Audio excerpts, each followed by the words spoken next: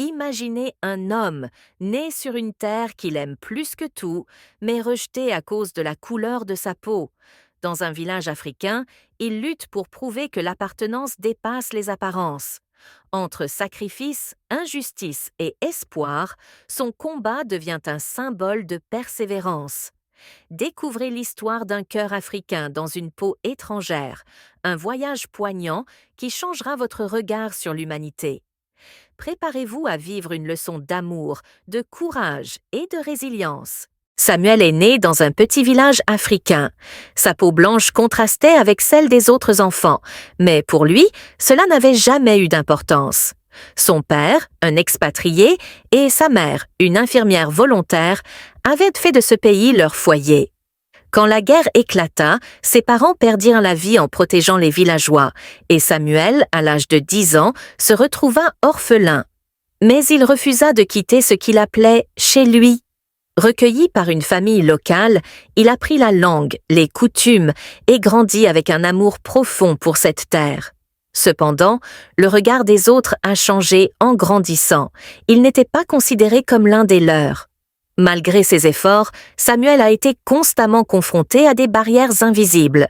Lorsqu'il excellait à l'école, on chuchotait qu'il avait des privilèges de blanc.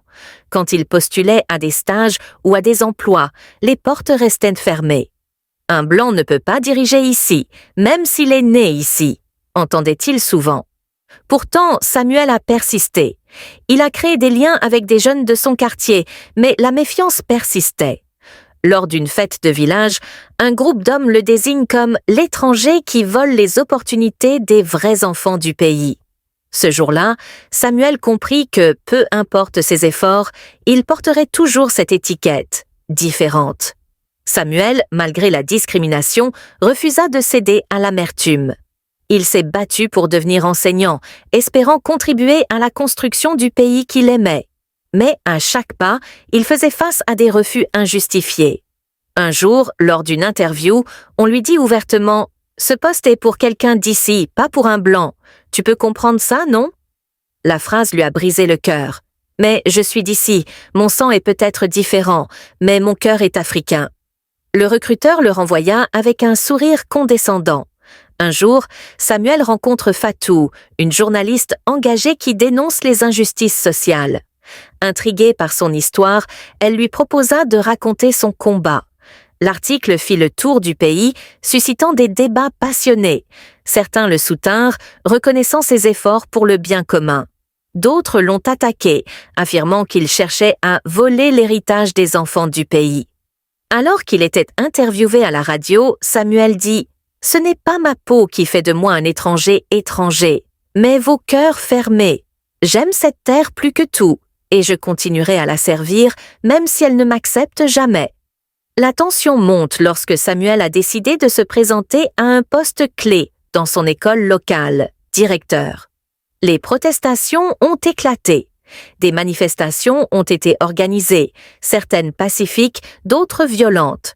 On l'accuse de chercher à s'approprier les privilèges. Une nuit, sa maison a été incendiée. Samuel y faillit laisser la vie, mais des voisins venaient à son secours.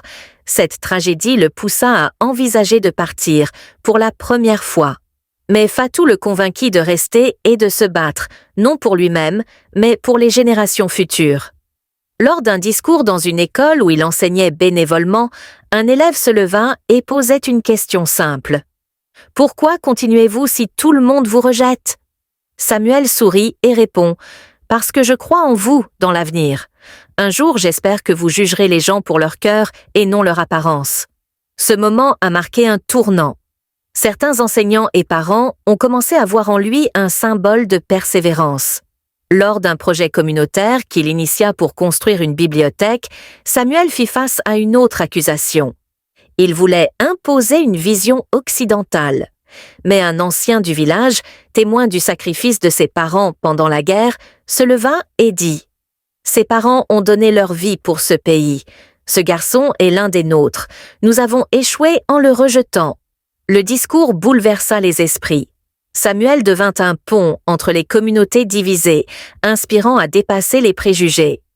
Après des années de lutte, Samuel ne devint jamais riche ni puissant, mais il gagna quelque chose de bien plus précieux, le respect. Lorsqu'il mourut, des centaines de personnes assistèrent à ses funérailles, portant un message simple.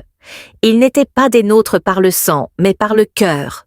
Un arbre fut planté en son honneur dans le village, symbole de résilience et d'amour pour une terre qu'il avait d'abord rejetée. Cette histoire montre que l'appartenance ne se mesure pas à la couleur de peau, mais à l'amour que l'on porte pour un lieu et ses habitants.